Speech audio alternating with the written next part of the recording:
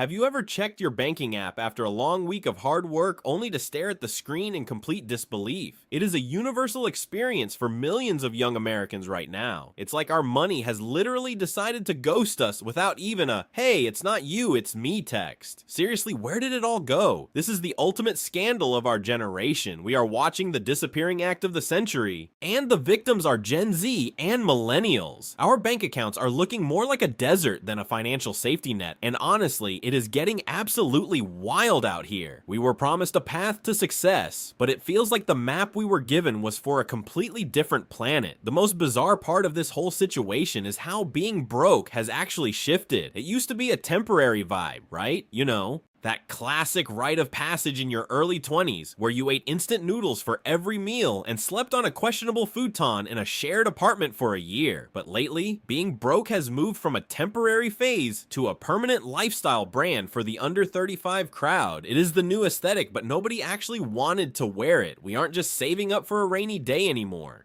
We are trying to survive a literal economic hurricane that refuses to let up. It's low-key exhausting to constantly be the scrappy protagonist in a story where the odds are stacked against us from page one. Here is the real tea. The American dream is currently being canceled in real time. That classic fantasy of a white picket fence, a stable career, and a suburban home? It's been pushed to the very back burner. And the stove is completely broken. We were told that if we studied hard, grabbed those degrees, and stayed out of trouble, we would have it all. Instead, we are out here in 2024 debating if we can actually afford the luxury of the brand name cereal at the grocery store. The reveal is painful because the drama is real. We are watching a historical shift where the middle class is becoming a myth, and financial stability feels like a legendary Pokemon that is impossible to catch. And please, can we finally talk about the avocado toast myth? This has to be one of the shadiest smear campaigns in the history of economics. Remember when some random millionaire started a rumor that young people can't afford houses because we spend too much on fancy lattes and brunch?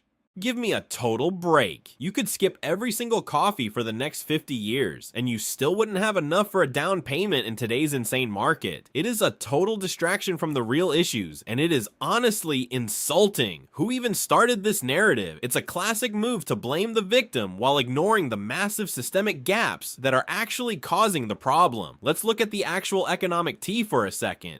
We are dealing with high interest rates that make borrowing feel like a total trap. Then we have greedflation, where companies keep prices sky high even when their costs go down just because they can. Your paycheck feels like it is performing a vanishing act the moment it hits your account because rent, gas, and basic survival have become premium subscriptions we never actually signed up for. Our protagonist generation is fighting against the ultimate antagonist, inflation. She is the total drama queen of 20,000 noinia. 24, constantly stealing the spotlight and our cash. Before we continue, subscribe to the channel and tell us in the comments where you are watching from. The real mystery is why the previous generations seem to have it so much easier. In the 70s and 80s, the cost of living was basically a cheap indie film compared to today's expensive blockbuster prices. Why are we out here struggling for the basics while our parents bought houses on a single income at age 24? Something just isn't adding up, and the frustration is reaching a boiling point across the digital landscape of TikTok and Reddit. But wait until you see who the real villains are in this financial horror story. It is not the person making your coffee, and the truth is much darker than you think. To really understand how we reached this point, we have to look at the cast of characters in this economic drama. First up, we have the boomers. They are our successful predecessors who basically lived through the golden age of the American dream. Back in their day, you could work a summer job at a local grocery store and actually have enough money to pay for a semester of college tuition. Can you even imagine that? It sounds like a total fantasy now. They navigated an era where a single income could support a family of 4, buy a 3-bedroom house, and still have enough left over for a yearly vacation. Today, Gen Z and millennials are the scrappy protagonists in this survival story, fighting for every inch of stability while the world feels like it is playing on insane difficulty mode. We are out here doing the absolute most, juggling multiple side hustles and trying to stay afloat, yet the goalposts just keep moving further away. And who is moving those goalposts? Enter our main antagonist, inflation. She is the undisputed drama queen of 2024, and she is absolutely obsessed with the spotlight. Inflation does not just show up quietly, she makes a massive scene every single time you walk into a store. She is the reason your favorite bag of chips is suddenly half empty, but costs twice as much. She sneaks into your gas tank and drains your wallet before you have even made it to work. She is constantly stealing the spotlight and, more importantly, our hard-earned cash. It is like she is in a toxic competition with our paychecks. And spoiler alert, she is winning by a landslide. Every time we think we have caught up, she raises the stakes again. But inflation is not the only drama we are dealing with. Let's talk about the ultimate toxic ex that just won't leave us alone: student loans. We were all told that getting a degree was the ultimate good investment, but for many of us, it feels like a relationship that turned sour years ago and just refuses to end. This debt follows us everywhere like a ghost that won't stop haunting our bank accounts. It is that dark shadow in the corner of every major life decision. Want to buy a car? Your toxic ex is there to ruin your credit score. Want to save up for a rainy day? Student loans demand a massive monthly payment instead, leaving you totally dry. It is an exhausting, soul-crushing bond that feels impossible to break. And honestly, the way the interest keeps piling up feels like the ultimate form of gaslighting. Then we have the gatekeeper, the housing market. This character is acting like the most arrogant bouncer at the most exclusive VIP club in the world. And guess what? Gen Z and millennials are definitely not on the guest list. Even with a decent salary and a solid hustle, the door remains slammed shut in our faces.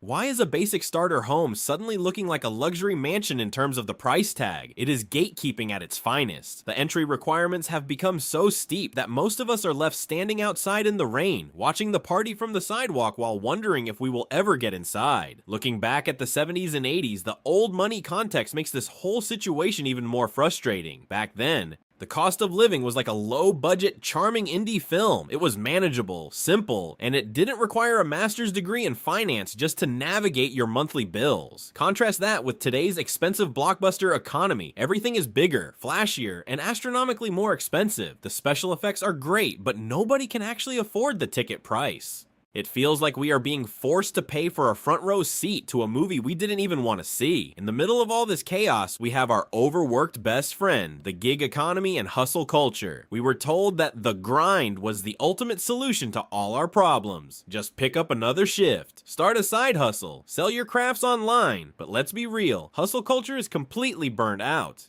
He is trying his best to save the day, but even working 3 jobs doesn't seem to bridge the gap when the cost of living is sprinting ahead like an Olympic athlete. The receipts don't lie, and the numbers are truly problematic. A starter home in the 80s might have cost 3 times the average annual salary, but today it is more like 7 or 8 times that amount. The math is literally not mathing. You won't believe what people are actually doing to survive this financial horror story. The doom spending trend is officially going viral for all the wrong reasons, and the logic behind it is going to blow your mind. Just wait until you see how deep this goes. So if the game feels rigged, how are we actually playing it? Enter the juiciest, most controversial trend hitting our feeds right now: doom spending.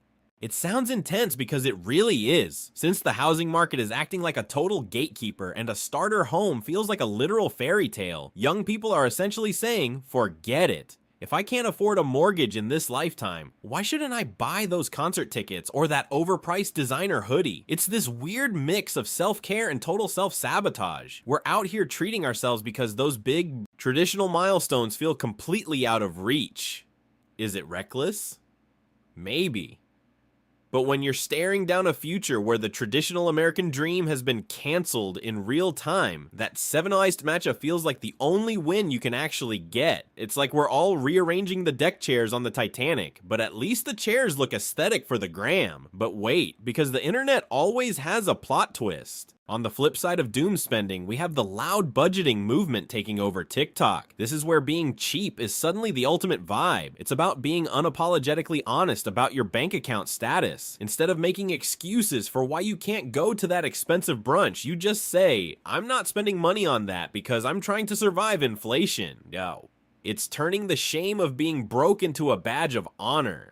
It's a total vibe shift. It feels like a collective protest against the constant pressure to consume, while inflation, our favorite drama queen, keeps raising the price of literally everything. We are reclaiming the narrative and making frugality look like a total power move. If you head over to X or Reddit, the receipts are even more unhinged. Threads are going viral with people exposing $0 balances and posting rent prices that look like international phone numbers. The digital landscape has become a giant confession booth where we all realize we're in the same sinking boat. People are sharing stories of working 60-hour weeks just to afford a studio apartment with a leaky ceiling. It's exposed culture, but for our bank accounts. It's raw, it's messy, and it's a reality check that the struggle isn't just in our heads, it's everywhere. We are all just trying to make the math work when the numbers are truly problematic. And then there's the rumor mill about the great wealth transfer. Rumor says that trillions of dollars are eventually going to trickle down from the boomers to Gen Z and millennials. It sounds like a fairy tale ending, right?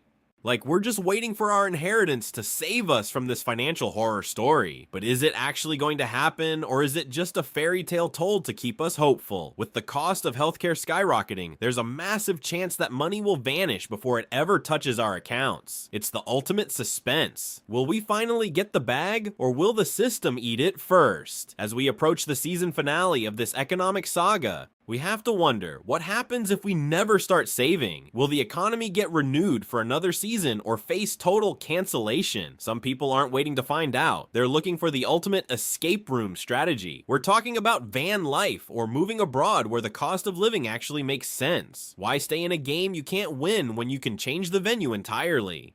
It's the ultimate plot twist, leaving the American dream behind to find a reality that actually works. So what's the verdict? Is the American dream officially over, or are we just waiting for the ultimate redemption arc? Is there a light at the end of this tunnel, or are we just getting used to the dark? We want to hear your take on this. Are you team doom spending, or are you out here loud budgeting your way to freedom? Does the future look like a blockbuster hit or a tragic flop? Spill the tea in the comments and let us know your survival strategy. Don't forget to like and subscribe for more deep dives into the drama. Until next time,